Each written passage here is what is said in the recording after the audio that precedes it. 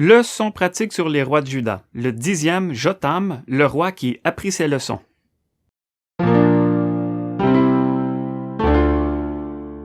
Jotham, c'est le fils d'Ozias et le nom de sa mère, c'était Jérusha, fille de Tsadok. Jotham, son nom veut dire « l'Éternel est parfait ». En chiffres, c'est 16 ans de règne.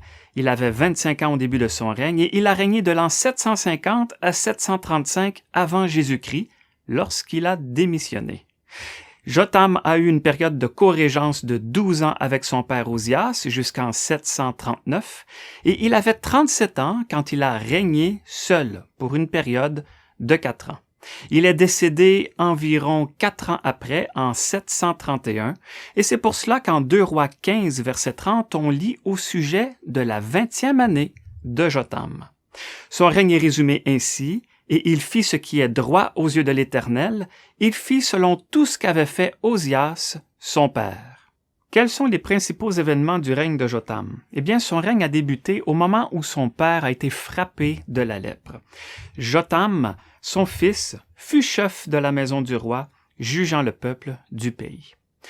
Le règne de Jotham est dans la continuité de celui de son père, parce qu'on le voit aussi travailler à faire des constructions et aussi marcher avec Dieu. Au niveau des constructions, on le voit construire la porte supérieure de la maison de l'Éternel. Il fait aussi beaucoup de constructions sur le mur d'Ophel. Il a construit des villes dans les montagnes de Juda. Il a aussi construit des châteaux et des tours dans la forêt. Il a aussi fait la guerre contre les rois des fils d'Amon et il a eu la victoire. Il leur a imposé un tribut pendant 3 années qui consistait à 100 talents d'argent, 10 000 quarts de froment et 10 000 quarts d'orge. Jotham devint fort car il régla ses voies devant l'Éternel, son Dieu.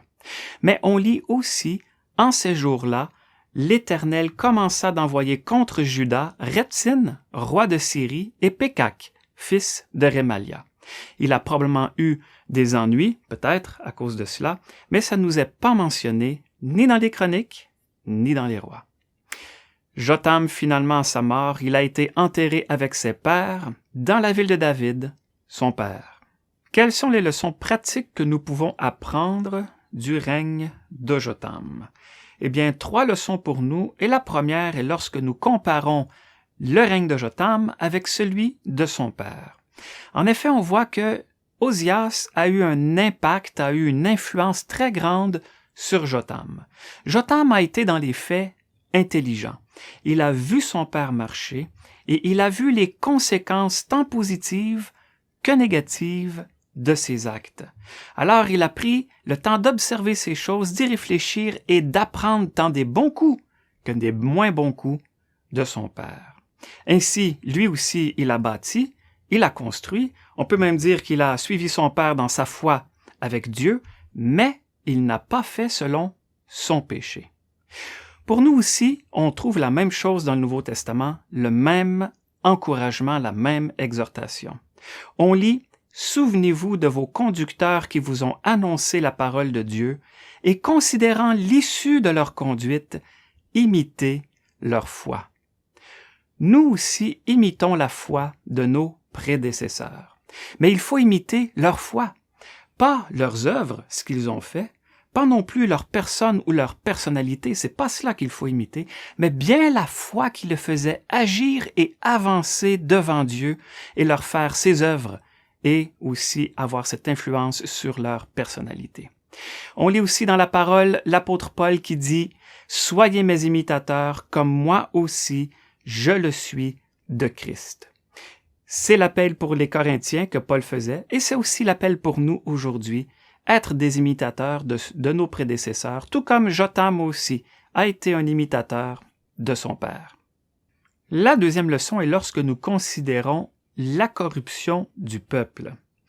Et on lit spécialement dans le livre des rois, justement, la description de cette corruption qu'il y avait dans le peuple. Et ça correspond avec les chapitres 1 à 6 du prophète Ésaïe, où on trouve plusieurs expressions identiques concernant la corruption du peuple.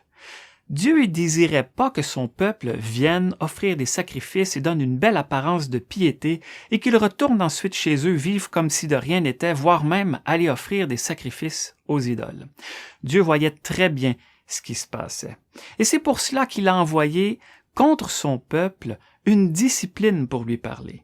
On lit en effet, « En ces jours-là, l'Éternel commença d'envoyer contre Juda Rétsin, roi de Syrie, et Pékak, fils de Rémalia. » C'était la discipline de Dieu pour parler au cœur de son peuple, pour leur dire de revenir à lui.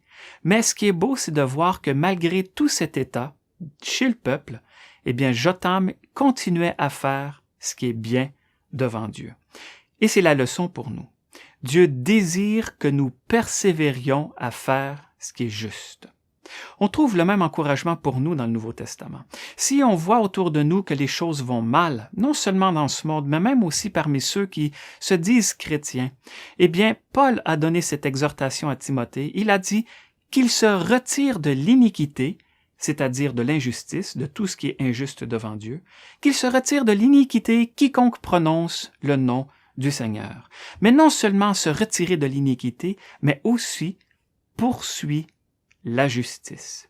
Alors c'est ce que le Seigneur désire pour nous aussi encore aujourd'hui, que malgré les tas de choses qu'on peut voir autour de nous, que chacun d'entre nous, individuellement, nous ayons à cœur de faire comme Jotham, de poursuivre, de persévérer à faire ce qui est juste devant Dieu, tout en nous retirant de ce qui est injuste à ses yeux. La troisième leçon est lorsque nous lisons au sujet du fait que Jotham a réglé ses voies avec l'Éternel, son Dieu. En effet, il a fait ce que Dieu demandait et il en est devenu fort. Et il y a une belle promesse dans les psaumes à ce sujet. À celui qui règle sa voie, je ferai voir le salut de Dieu. L'épreuve de l'engagement du cœur de Jotham, du fait qu'il a réglé ses voies avec Dieu, se voit dans son zèle pour la maison de Dieu. En effet, il a bâti la porte supérieure qui est au nord, et c'est bien la première fois qu'on voit un roi depuis son arrière-arrière-grand-père Joas bâtir quelque chose sur la maison de Dieu, investir dans les choses de Dieu. Eh bien, pour nous, si on désire être fort spirituellement, si on désire avoir du zèle aussi, ça commence par régler nos voies avec le Seigneur, c'est-à-dire un engagement du cœur à garder la parole et à marcher selon la parole. Et c'est la leçon pour nous. Il faut prendre la décision de marcher pour Dieu. Ça va pas arriver tout seul. On voit que Joas, il a pris une décision volontaire de régler ses voies avec l'Éternel. Eh bien, le Seigneur, il désire que nous aussi, nous allions à lui et que nous fassions comme l'apôtre Paul a dit. Je vous exhorte à présenter vos corps en sacrifice vivant, saint, agréable à Dieu, ce qui est votre service intelligent. C'est-à-dire d'aller devant Dieu et puis nous mettre entièrement disponibles à son service et à marcher pour lui. C'est en faisant ainsi que nous grandirons et que nous deviendrons forts spirituellement. En résumé, Jotham a appris des erreurs de son père et il a imité le bien. Deuxièmement, Jotham, il faisait ce qui est juste malgré la corruption du peuple qui était autour de lui. Et troisièmement, le plus important, Jotham régla ses voies devant l'Éternel, son Dieu.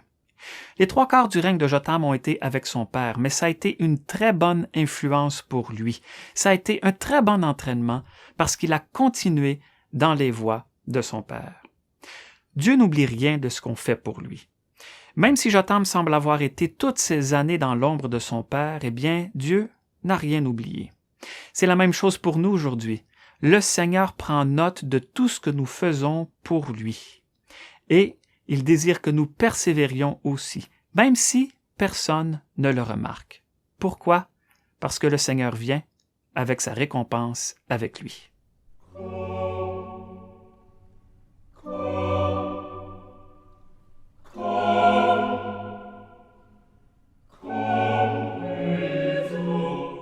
Le prophète Michée a exercé son ministère spécifiquement pendant le règne de Jotham.